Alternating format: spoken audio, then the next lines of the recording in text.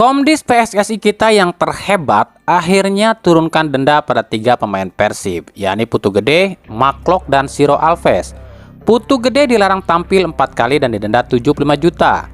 Maklok dilarang tampil 2 kali dan didenda 75 juta. Siro Alves didenda 75 juta dan larangan 2 kali tampil. Oke, kita komentarin dikit ya. Kami memang tak membenarkan apa yang dilakukan Klok, Putu, dan Siro. Memang apa yang mereka lakukan itu salah. Tapi secara logika ada beberapa hal yang kami soroti. Yang pertama, tak akan ada asap jika tak ada api. Gak mungkin orang tiba-tiba lakukan hal tersebut tanpa sebab. Ya pasti ada provokasinya dong dari pihak supporter. Kenapa tak ada investigasi? Kenapa 3 pemain ini lakukan hal tersebut?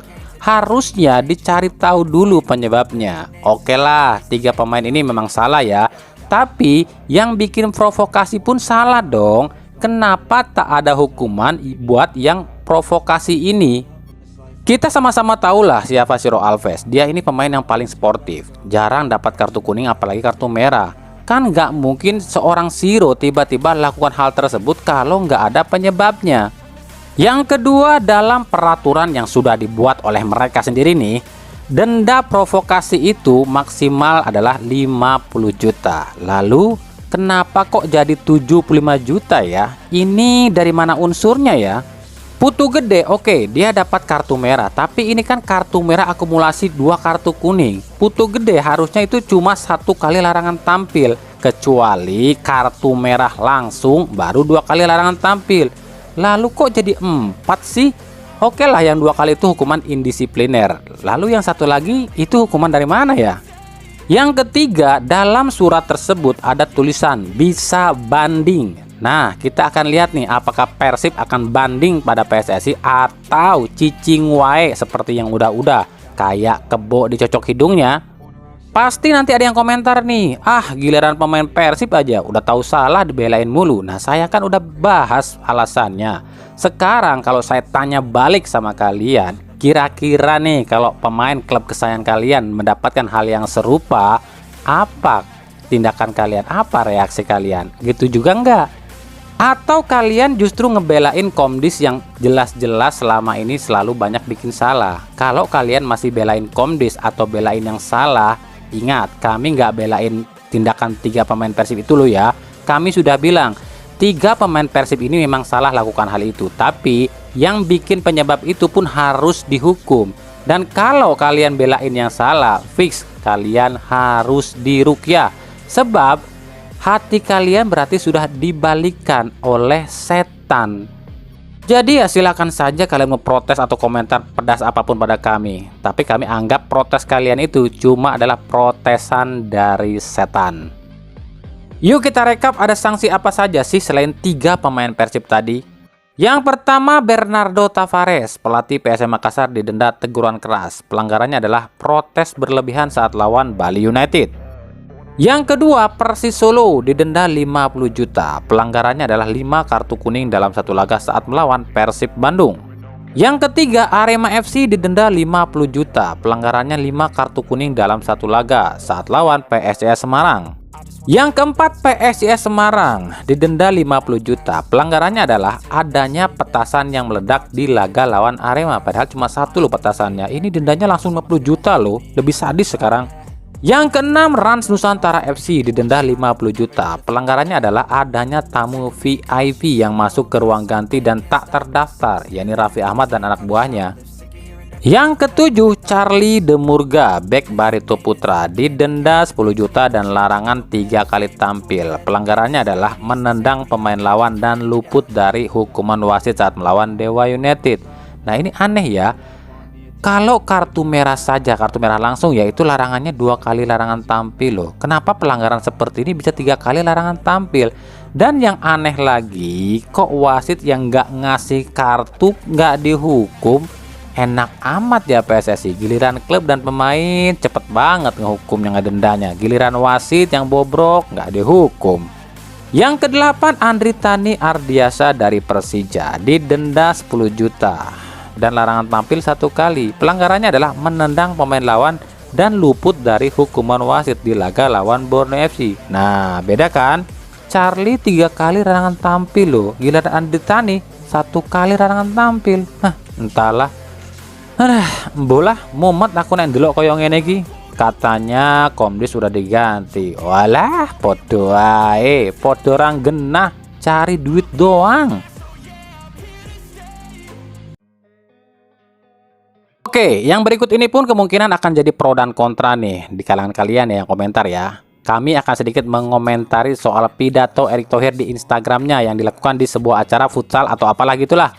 Di situ Erick Thohir bilang olahraga jadi alat pemersatu bangsa dan ajang nasionalisme. Yang kami mau komentari adalah yang disatukan apa Pak? Kalau supporter dilarang away, bukannya itu sama saja justru memecahkan persatuan Pak? Anda selalu seolah mementingkan timnas, tapi Anda seolah tak peduli pada liga. Pemain timnas itu diambil dari klub dan klub itu membina pemain itu dari liga. Kalau klub terus-terusan didenda, apalagi soal supporter away, apa lama-lama klub nggak bangkrut? Kalau klub bangkrut, apa masih ada tuh liga? Nah, kalau liga nggak ada, apa masih ada pemain untuk timnas? Cobalah benahi liganya, benahi komdisnya, benahi aturannya, baru bisa bilang alat pemersatu. Sepak bola adalah pemersatu, itu benar, sebab dalam satu pertandingan dari 2 tim yang bertanding itu diisi beberapa pemain dari beberapa daerah. Tapi sepak bola tanpa supporter akan kehilangan identitasnya. Jika supporter dilarang away, bagaimana bisa menyatukan beberapa daerah? Itu saja. Dari Persebaya, pihak Persebaya mengeluhkan turunnya animo bonek di setiap laga kandang Persebaya. Bahkan di setiap laga Persebaya di Stadion GBT tak pernah full. Bahkan tiket yang dijual pun tak pernah sold out alias ludes. Hal ini disinyalir setiap laga Persebaya itu kebanyakan disiarkan sore hari, di mana di jam segitu banyak orang Surabaya ini yang belum pulang kerja. Dan ditambah posisi Stadion GBT ini yang jauh dari keramaian warga. Kalau untuk yang satu ini kami salahkan manajemen Persebaya, sebab manajemen Persebaya sudah minta jadwal Persebaya ini direvisi dan minta jangan main malam. Harusnya manajemen Persebaya ini mempertimbangkan dulu ini baik-baik sebelum minta jadwal direvisi. Aduh, orang Indonesia ini salah, itu salah. Dari Persija, perwakilan PSSI yakni Endri Irawan dan pelatih Sintayong kabarnya mendatangi pihak Persija yakni pihak pelatih Thomas Doll agar Persija mau melepas para pemain Persija ke timnas untuk ajang AFF Under-23. Ada 5 pemain Persija yang diminta yakni Witan Sulaiman, Rio Fahmi, Rizky Ridho, M. Ferrari dan Doni Tripamungkas. Tapi Thomas Doll cuma mengizinkan Witan dan Ferrari. Alasan Thomas Doll tak melepas para pemain lain adalah dirinya tetap berpegang pada aturan resmi FIFA, di mana klub boleh tak melepas pemainnya ke ajang yang bukan agenda resmi FIFA. Doll mengatakan PSSI seenaknya ambil pemain, tapi tak pernah memikirkan nasib klub yang butuh kemenangan dan pemasukan. Saya berpegang pada aturan resmi FIFA. Klub boleh tidak melepas pemain jika bukan agenda resmi FIFA. Jika PSSI marah, kami pun bisa marah. Federasi tidak pernah memikirkan klub yang butuh keuangan dan pemasukan. Selalu dan selalu klub didenda. Benahi dulu peraturannya, baru mengatur orang lain, ujar Thomas Doll yang kami kutip dari bolasport.com.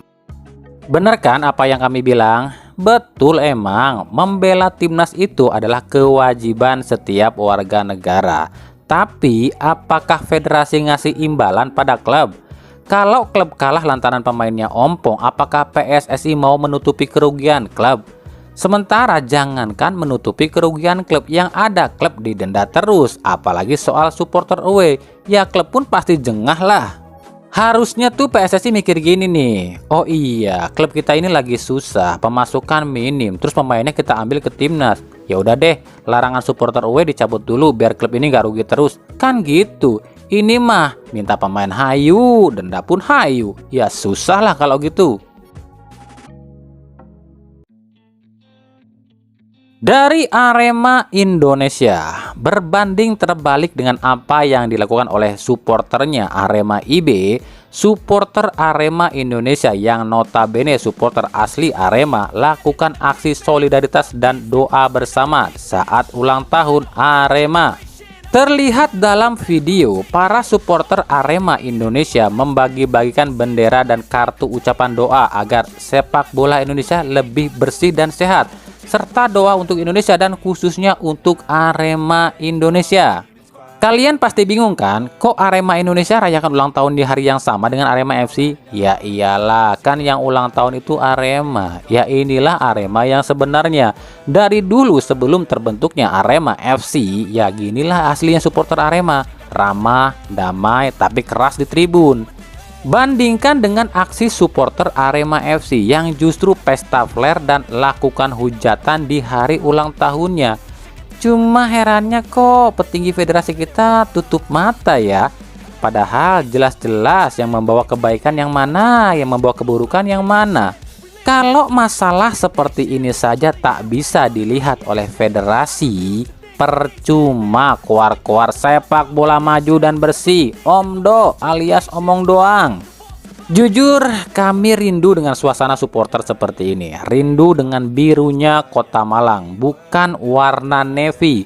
Sebab sejatinya Arema is blue, not navy.